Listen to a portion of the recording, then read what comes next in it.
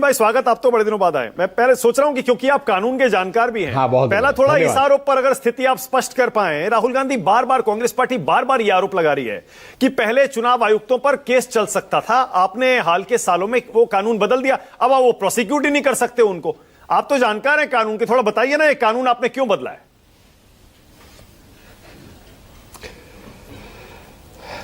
जो अभी बोले मानक जी, और धन्यवाद आपके शो में आने का आज मुझे अवसर काफ़ी दिनों बाद मिला और मैं बहुत खुश हूं आपके साथ इस डिबेट में बैठने के लिए, आपके दर्शकों के सामने।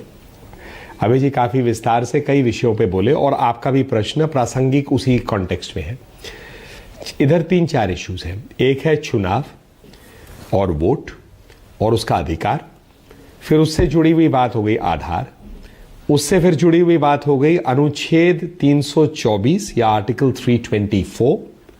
अभय जी ने अपना एक वर्जन उसका सुनाया और फिर आपने बात की चुनाव आयोग के इलेक्शन कमिश्नर्स पे प्रोटेक्शन क्यों। यही है पूरे डिबेट के अलग अलग पहलू। तो पहले राजनीतिक बात खत्म कर ले छोटे में, बाकी कानूनी बात थोड़ा सा ज्यादा समय लूंगा। चुनाव में जीत और हार होते हैं जब वोटर बटन दबाते हैं। पुराने जमाने में कागज होते थे, कागज के साथ क्या होता था उस पर बहुत बातें हुई, फिर एक ईवीएम आया। ईवीएम के आधार पे कांग्रेस पार्टी भी 2004 जीती, 2009 जीती। मैं सिर्फ हाल की बात कर रहा हूं, उस समय ईवीएम ठीक था। अब अगर मोदी जी की सरकार 14 में आई तो उसी ईवीएम पे आई, 19 में आई, 24 में आई। इसी दौरान कांग्रेस तेलंगाना जीती उसी ईवीएम पे। इसी दौरान कांग्रेस जो है हिमाचल जीती उसी ईवीएम पे। तो ये कैसे हो सकता है कि हजारों ईवीएम, मैं लाखों की बात नहीं कर रहा क्योंकि राज्यों में हजारों की प्रक्रिया की संख्या रहती है, उसमें जब जीत हो जाती है विपक्षी पार्टियों की तो ईवीएम ठीक, और जीत नहीं होती तो ईवीएम में गड़बड़। और क्या यह मानना संभव है कि जहां लाखों ईवीएम लग रहे हैं, सुरक्षाकर्मी है, लाखों करोड़ों लोग अपना वोट दे रहे हैं, उसमें ईवीएम में गड़बड़ होगा? कैसे होगा? वहीं एक जगह कांग्रेस का एमएलए जीता, एक जगह बीजेपी का, एक जगह अन्य पार्टी के। राहुल गांधी जी कैसे जीते? अब मैं इसको राजनीतिक रूप से पूछता हूं। भाजपा चाहती है कि विपक्ष नहीं हो पार्लियामेंट में, तो हम तो सारी सीटें जीत जाते, हम सारी सरकारें बना लेते। मतलब ये कौन सी राजनीतिक दहलीज हो गई या बात हो गई कि हम दिखाने के लिए आपको जितवा रहे हैं। राहुल गांधी जी अमेठी जीते, वायनाड जीते, वायनाड से इस्तीफा दिया, उनकी बहन प्रियंका जी आ गई वायनाड में। तो ईवीएम पे इतना कंट्रोल चुनाव आयोग का या भाजपा का है, तो आप लोग कैसे जीत रहे चुनाव? चुनाव जीत रहे क्योंकि वायनाड के लोग या अमेठी के लोग ने आपके लिए वोट किया, हमारे लिए नहीं किया। बस यही एक सरल बात है। अब नेक्स्ट बात, वोट कौन देगा? भारतीय नागरिक। वोट किसे देना चाहिए? जिसका नाम अधिकृत रूप से वोटर लिस्ट में होना चाहिए। तो मेरा पहला प्रश्न है, कोई विदेश से, बांग्लादेश हो, रोहिंग्या हो, घुसपैठ है, उसका क्या अधिकार है भारत में वोट देने का? उसके लिए हम क्या ये लड़ाई लड़ रहे हैं? किसी व्यक्ति की मृत्यु हो गई, समय के साथ मृत्यु हो जाती है, उसका नाम चलता रहता है एक वोटर लिस्ट में, क्या वो होना चाहिए? किसी का नाम 2 बार आ जाता है 2 अलग जगह, क्या डुप्लीकेट वोट होना चाहिए?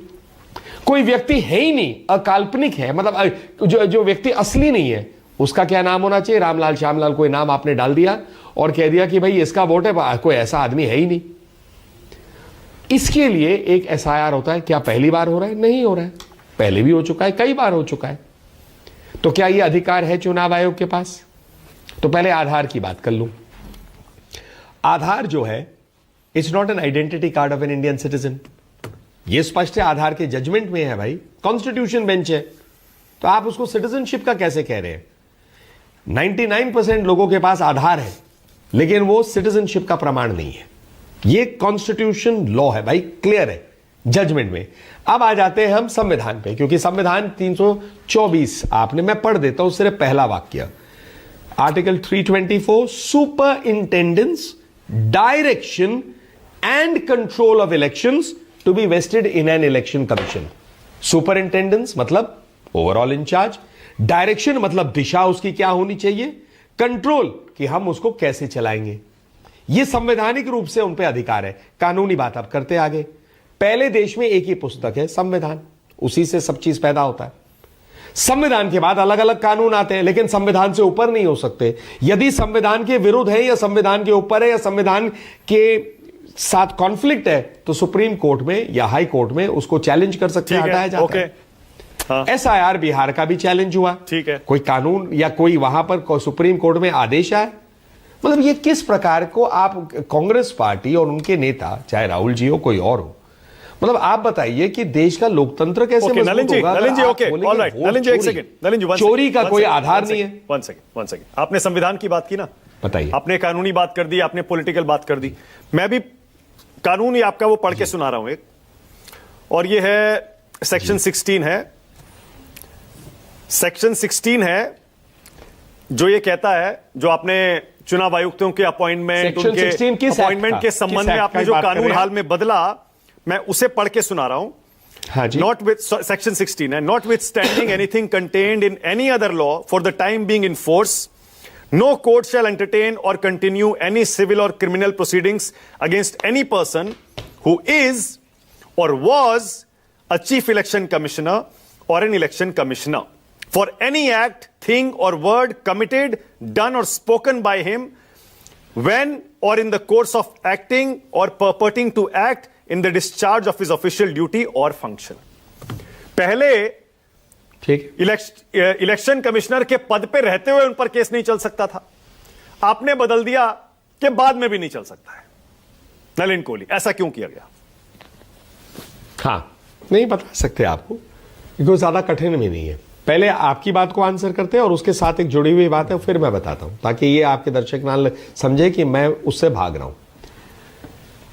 कोर्ट के अंदर में अक्सर अब एक पूरा एक ग्रुप बन चुका है जो हर चीज पे सुप्रीम कोर्ट में चले जाते हैं और वहां पर कहते हैं देश में गड़बड़ हो रहा है।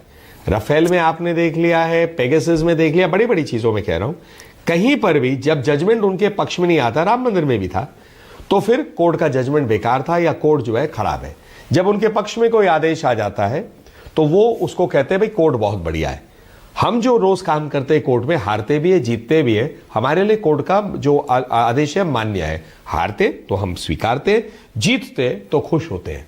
अब इस पे आ जाइए, जब आपने अपनी राजनीति ही कोर्ट पे कर दिया, जनता से हट गए, तो क्यों कोई आदमी जो अपना काम कर रहा है, अपने काम करने के बाद जिसमें कोई गलत चीज आप साबित नहीं कर पा रहे कोर्ट में, कोर्ट के जब वो पद से उतर जाएगा उसके ऊपर में क्यों केस आप करेंगे? क्यों उसको तंग करेंगे? कौन फिर देश में अपना काम बिना घबराए करेगा कोई चुनाव? क्योंकि हर रोज तो इलेक्शन कमीशन को गाली देते। क्या राहुल गांधी जी को 30 लोगों के साथ बुलाया नहीं गया था जब वोट चोरी की बात की गई? हलफनामा मांगा गया था या नहीं मांगा गया था? फिर क्यों 30 लोगों की जगह बोले हम 300 लेके जाएंगे, जैसे धरना करेंगे? तो आपने ये अधिकार ले लिया लोकतंत्र में, एक विपक्ष की मुख्य पार्टी होते हुए, कि हम धरना प्रदर्शन गाली गलौज करके आपको धमकाएंगे, आपको चोर कहेंगे, कोर्ट में जाएंगे तो आपको कुछ नहीं मिलेगा, और जब वो रिटायर हो जाएंगे तो हम आपको अब उसके बाद तंग करेंगे दुश्मनी निकालने के लिए, क्योंकि हमें चुनाव आपने जितवाया नहीं। आपको कौन है जितवाने या हरवाने के लिए? Election commission. इलेक्शन कमीशन का काम है चुनाव कराना, जीतना या हारना जनता तय करेगी, केवल जनता। अच्छा ठीक है, ओके। अब आपके वोटर आपके लिए वोट करेंगे, हमारे वोटर हमारे लिए। हाँ बोलिए।